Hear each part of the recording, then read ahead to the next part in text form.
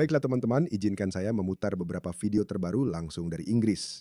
Oke, video-video ini usianya tidak lebih dari seminggu. Mari kita mulai dengan yang satu ini. Ini adalah suasana malam yang biasa di London modern tadi malam. Maksud saya, ya mungkin 2 hari yang lalu.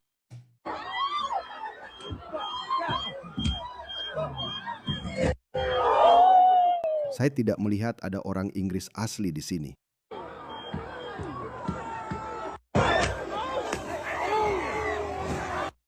Orang Inggris asli mungkin menjadi korban mereka.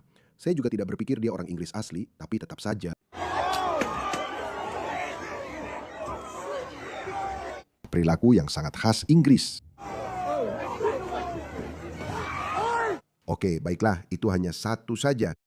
Lihat ini, di sini seorang warga Inggris asli sedang dianiaya oleh seorang pria yang tampak seperti migran. Saya tidak bisa memutar seluruh videonya, tapi Anda mengerti maksudnya. Lihat ini, dia punya skuter kecil dan dia benar-benar memukulinya dengan itu. Oke, saya tidak bisa memutar videonya untuk Anda.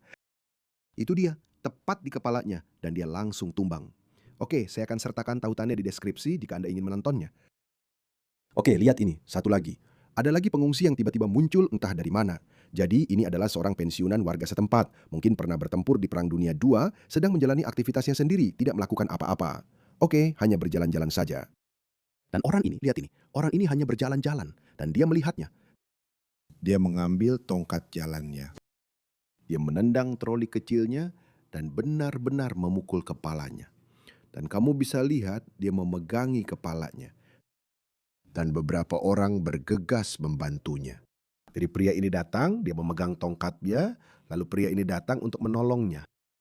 Dan seorang pensiunan malang, sama sekali tanpa alasan, apa yang dia lakukan? Apa yang dia lakukan? Pengungsi dipersilakan, oke. Tapi wanita ini hanya merawat kepalanya. Oke, dan ini adalah Birmingham tadi malam. Hari lain di Birmingham. Dan seorang warga Britania non-pribumi lainnya benar-benar mengeluh tentang ini. Dia pasti seperti saya, dia pasti sangat kebarat-baratan. Dan dia pasti melihat ini dan berpikir, apa-apaan yang sebenarnya sedang terjadi? Saya angkat tangan, saya bilang, ya, jangan impor jutaan orang dari Pakistan. Oke, kamu tidak akan mendapatkan 1 juta hari sultan. Kamu tidak akan mendapatkannya. Memang tidak seperti itu caranya. 99,9% dari mereka akan berperilaku seperti orang Pakistan. Dan itu sama untuk setiap budaya lainnya. Hari lain di Birmingham.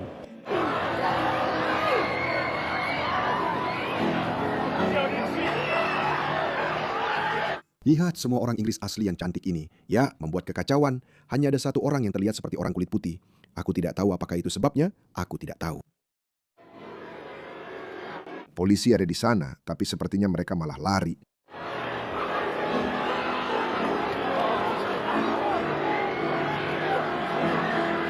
Saya ingin tahu di mana semua orang kulit putih gila yang berambut merah muda, pakai anting hidung dan sok progresif itu. Di mana mereka? Kenapa mereka selalu meninggalkan daerah pemukiman yang padat penduduk non-pribumi ini? Kenapa? Jika mereka sangat mencintai para pengungsi, jika mereka sangat mencintai multikulturalisme, lalu kenapa mereka tidak pernah tinggal di pinggiran kota yang multikultural? Kenapa? Di Bankstown juga sama, di mana-mana juga sama. Itu benar-benar munafik. Jadi itu tadi tentang Britania Raya, oke? Sudah selesai dan beres. Sudah hilang, sudah hancur.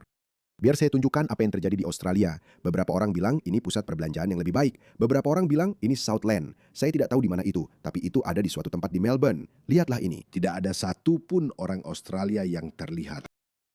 Bahkan para stafnya, mereka semua tampak bingung apa yang sebenarnya sedang terjadi.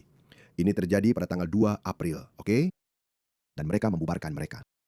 Semua pemuda Afrika. Maaf, ini dulu tidak pernah terjadi. Ini Prancis. Sama saja, masalah yang sama. Dimanapun kamu melihat, semuanya kacau. Semuanya berantakan.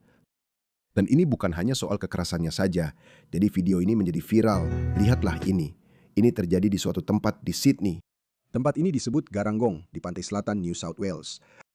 Lihatlah ini, betapa indahnya ini. Inilah Australia yang saya kenal, saya cintai, dan saya ingat. Beginilah saya ingin keadaannya. Jadi seseorang merekam video ini, dan video ini menjadi viral, oke? Menjadi viral. Apa yang terjadi keesokan harinya? Apa yang terjadi keesokan harinya?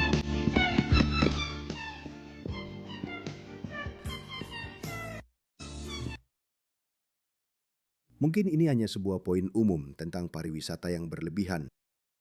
Um, Tapi itu bukan alasan saya membuat video ini. Saya membuat video ini supaya saya bisa membacakan berita besar di Australia saat ini untuk Anda. Orang ini seorang migran ilegal dari Afrika adalah pelaku pemerkosaan beramai-ramai. Dan polisi telah mengatakan bahwa dia bersenjata dan berbahaya. Jadi jangan dekati dia. Jadi ya jangan dekati dia. Dia bersenjata dan berbahaya. Sekarang izinkan saya membacakan beberapa pencapaiannya. Seorang imigran ilegal asal Afrika yang merupakan pelaku pemerkosaan beramai-ramai yang telah divonis telah berkeliaran di Sydney Barat selama lebih dari 24 jam setelah melarikan diri dari tahanan dan polisi memperingatkan masyarakat untuk tidak mendekatinya. Michael Anggok, 30 tahun, sedang dipindahkan dari pusat penahanan imigrasi Villawood ke rumah sakit Bankstown ketika dia melarikan diri sekitar pukul 9.30 pagi. Bagaimana dia bisa melarikan diri? Dari seorang penjaga bersenjata. Bagaimana dia bisa melarikan diri? Mungkin mereka terlalu takut. Angok dipenjara karena, atau mungkin mereka terlalu takut untuk melakukan sesuatu. Bayangkan jika kamu secara tidak sengaja membunuh seorang penjahat, maka sistem peradilan kita justru mengejar orang-orang itu. Jadi, petugas polisi kita juga takut. Jadi sebenarnya saya tidak setuju dengan perburuan penyihir secara proaktif terhadap tentara atau polisi kita, karena itu membuat mereka tidak bisa menjalankan tugasnya. Dan kalau mereka tidak menjalankan tugasnya, lalu siapa yang akan menjaga kita? Saya ingin penegakan hukum seperti zaman abad pertengahan. Serius. Karena tahu kenapa? Saya tidak takut akan bermasalah dengan polisi. Tahu kenapa? Karena saya tidak berencana untuk menusuk orang secara acak atau memperkosa siapapun. Jadi saya akan baik-baik saja. Dan itulah yang terjadi pada sebagian besar warga yang taat hukum. Oke, jadi pokoknya orang ini. Angok dipenjara hanya selama 2 tahun pada tahun 2016. Hanya 2 tahun. Para hakim ini, astaga. Setelah dinyatakan bersalah atas penyerangan seksual berat terhadap seorang gadis Kepulauan Pasifik berusia 14 tahun di Duneside, ya ampun, dia melakukan itu kepada seorang gadis Kepulauan Pasifik dan pria itu selamat karena kamu tidak mau berurusan dengan komunitas Kepulauan Pasifik kami, oke. Memiliki riwayat panjang kekerasan dan penggunaan narkoba, serta banding atas pembatalan visanya ditolak oleh sebuah tribunal. Oh, syukurlah kita melakukan sesuatu yang benar. Tapi ini sebelum COVID, ini tahun 2019. Jadi dia masih ingin tetap tinggal, tapi dia masih di sini di Australia. Kita tidak mendeportasinya. Jika banding atas pembatalan visanya ditolak pada tahun 2019 lalu, apa yang sebenarnya dia lakukan di sini? Jadi, kasus kekerasan seksual tahun 2014 yang juga melibatkan 4 pria Sudan lainnya, oke? Ya, seperti yang sering mereka lakukan, mereka suka melakukan hal-hal seperti ini secara berkelompok, memicu ketegangan rasial antara komunitas Afrika dan Kepulauan Pasifik di pinggiran kota saat itu. Tidak, kita tidak pernah mendengar tentang ini. Kamu tahu kenapa kita tidak pernah mendengar tentang ini? Karena ini terjadi antara 2 kelompok minoritas. Kalau ini terjadi pada seorang gadis kulit putih, ya ampun, kamu pasti akan terus mendengarnya. Kejadian ini membuat seorang pemuda Afrika harus dirawat di rumah sakit. Begitulah. Jangan macam-macam dengan komunitas Kepulauan Pasifik, teman-teman. Jangan. Saya main kriket. Ada satu tim yang isinya penuh dengan orang Kepulauan Pasifik. Mungkin ada beberapa momen tertentu. Sangat mirip, badan-badan besar. Setiap orang tingginya sekitar 6 kaki 2, badannya kekar sekali. Dan setiap kali kami main melawan mereka, kami selalu bilang, kamu tahu apa? Kami akan setuju dengan semua yang kalian katakan. Tapi mereka orang-orang baik. Mereka sebenarnya orang baik. Kalau kamu tidak memancing emosi mereka, mereka adalah orang-orang terbaik di dunia. Tapi ya, kalau kamu memancing emosi mereka, kalau kamu melakukan sesuatu, bro, siap-siap saja. Kamu gak akan menang dalam perkelahian itu, gue kasih tahu aja. Salah satu rekan terdakwa Angok adalah anggota geng Afrika lokal yang disebut Alliance of All N-Word atau Black Danners karena mereka memakai bandana hitam. Kenapa kita membiarkan ini? Singkirkan hal seperti ini dari negara kita. Singkirkan itu. Kami tidak mau ini. Detektif Superintendent Brad Van Acker mengatakan pada Kamis sore, Angok sudah dikenal baik oleh polisi dan mengonfirmasi bahwa dia sedang menunggu deportasi. Kenapa dia dibiarkan bebas? Dia juga mengatakan bahwa masyarakat diberitahu lebih dari 24 jam untuk menghindari kepanikan yang tidak perlu atau mengganggu proses pencarian. Polisi New South Wales mengatakan dalam sebuah pernyataan sebelumnya bahwa petugas membentuk perimeter dengan bantuan unit khusus, termasuk skuad Raptor anti-geng, unit udara polisi, dan unit anjing setelah Angok melarikan diri. Beberapa barang pribadi milik Angok ditemukan dibuang di Jalan Gallipoli, namun dia tidak dapat ditemukan. Michael digambarkan berpenampilan Afrika dengan tinggi sekitar 175 hingga 180 cm, bertubuh kurus, dan berambut hitam pendek. Dia terakhir terlihat mengenakan jumper berkerudung hitam, pakaian olahraga abu-abu, celana, dan sandal Crocs putih. Semoga berhasil. Jadi ini orangnya ya. Kami membawanya ke sini dan dia membentuk geng. Dan dia bukan satu-satunya. Black Dennis dan apa satu lagi, The Union of Ends. Apa mereka menyebutnya begitu. Aliansi semua ujung. Teman-teman, saya ingin percakapan yang jujur tentang ini. Apa yang kita dapatkan dari tindakan kemanusiaan ini? Membawa orang-orang dari budaya yang benar-benar asing, yang memandang kekerasan terhadap perempuan sangat berbeda dari masyarakat Australia pada umumnya. Apa yang kita dapatkan dari itu? Dan kaum kiri serta kaum woke mengatakan itu belum cukup, kita harus membawa lebih banyak lagi. Jadi saya pernah membaca di suatu tempat bahwa Australia adalah penandatangan konvensi pengungsi tahun 1951 atau semacamnya. Jika itu memaksa kita untuk membawa sejumlah orang dari negara-negara yang dilanda perang, kita tidak menginginkannya. Serius, kita harus memulai petisi. Kita harus keluar dari konvensi pengungsi tahun 1951. Kita tidak perlu menyerah, teman-teman. Apa yang mereka lakukan pada 7 Oktober itu baik atau buruk? Itu baik. Itu baik. Mereka membunuh warga sipil yang tidak bersalah, memperkosa perempuan. Mereka berjuang untuk hak-hak mereka. Apakah memperkosa itu termasuk berjuang untuk tanahmu? Kamu bisa berjuang untuk apapun yang harus kamu perjuangkan. Jika kamu berjuang untuk tanahmu, kamu harus memperjuangkannya. Sudah berapa lama kamu di Australia? Saya tidak tahu. Maksudku, apa kamu sudah lama di sini? Tidak, saya tidak tahu. Sangat memprihatinkan bahwa kamu datang ke Australia dan kami menyambutmu di sini. Tidak. Tidak. Dan kamu berpikir tentang pemerkosaan, bro. Kamu berpikir pemerkosaan adalah bentuk perlawanan. Kamu berpikir tidak apa-apa untuk memperkosa. Kamu pikir tidak apa-apa memperkosa perempuan. Kamu sakit. Kamu sakit. Inilah yang telah kita import. Itulah kebencian yang telah kita import. Tidak. Australia adalah untuk orang Australia dan untuk orang-orang yang percaya pada kebebasan dan demokrasi. Bukan untuk badut seperti ini. Tempat-tempat ini benar-benar surga di bumi. Saya mengatakan ini sebagai seseorang yang tumbuh di Pakistan. Oke, Pakistan itu negara dunia ketiga yang sangat bobrok.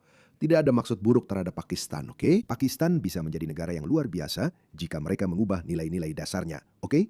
Tapi mereka tidak akan melakukannya. Itu negara muslim, mereka sangat keras kepala untuk tetap hidup seperti yang sudah-sudah. Jadi semoga beruntung untuk kalian, oke? Tapi kita tidak harus mengimpor itu. Dan bukan hanya Pakistan, ini berlaku untuk semua budaya lain, baik atau buruk.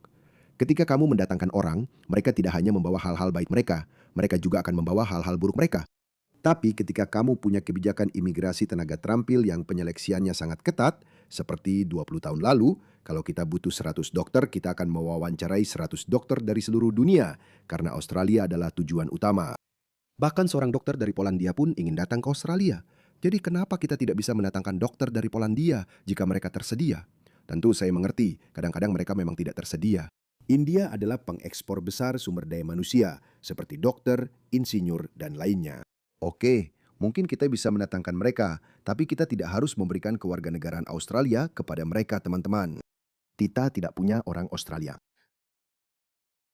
Saya percaya pencapaian terbesar saya adalah menjadi warga negara Australia.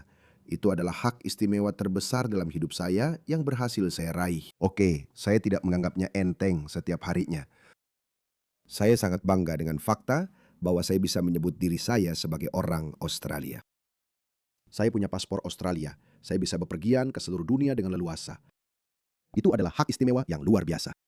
Dan saya harus mendapatkannya. Dan setiap hari saya harus membenarkannya kepada diri saya sendiri. Dan saya juga tidak sempurna. Kamu tahu, dulu saya pernah kena beberapa tilang dan penangguhan SIM. Oke, sekarang saya orang baik. Tapi itu adalah sebuah hak istimewa yang sangat besar. Kenapa kita malah menguranginya? Kenapa kita membagikan kewarganegaraan Australia seperti membagikan permen? Ayolah. Saya baru saja menunjukkan kepada Anda apa yang terjadi pada negara-negara yang tidak bangga dengan identitas nasional mereka. Contohnya Inggris. Lihat saja, negara itu benar-benar sedang hancur. Semua orang percaya, para akademisi sekarang mulai mengatakan bahwa Inggris berada di ambang perang saudara. Kenapa kita harus ikut jatuh? Saya sebenarnya sedang memikirkan tentang perjanjian perdagangan bebas baru antara Uni Eropa dan Australia, di mana orang Eropa bisa datang ke Australia, tinggal dan bekerja hingga 4 tahun. Lalu saya mulai memikirkannya, siapa yang akan datang? Orang Ceko asli atau orang Polandia asli? Apakah mereka akan datang? Atau ini adalah bagian lain dari agenda globalis Uni Eropa, karena mereka telah membanjiri benua mereka dengan migran dari dunia ketiga. Mereka ingin menyebarkan mereka. Jadi bagaimana kalau kita kirim beberapa dari mereka ke Australia? Teman-teman, saya pernah ke Eropa. Saya sudah pernah ke Roma, Venesia, Milan. Yang di selatan tempat Papua dulu, Napoli. Napoli, ya Tuhan, tempat yang sangat kumuh. Firenze. Dan bukan hanya Italia, Athena. Saya tidak tahu mana bagian utara atau selatan atau apapun itu. Ada satu bagian di Athena yang isinya hanya pengungsi atau imigran ilegal. Kamu tidak akan melihat satupun orang Yunani di sana. Lalu tentu saja ada Paris, ada Berlin, Wina katanya juga cukup parah. Saya belum pernah ke sana. Dan kemudian tentu saja ada London dan Birmingham. Itulah yang mereka rencanakan. Mereka berencana mengubah Australia menjadi seperti itu. Bagaimana kita bisa membiarkan ini terjadi? Kita tidak harus membiarkan ini terjadi. Gunakan media sosial. Setiap orang Australia harus menjadi aktivis. Ini bukan saatnya untuk sekedar pamer kebaikan dan pura-pura peduli serta berbelas kasih. Kita sedang berjuang demi kelangsungan hidup kita. Yang saya maksud dengan kita adalah Australia. Apa yang baru saja saya tunjukkan kepada Anda, ini hanya akan semakin meningkat jika kita tidak bersuara.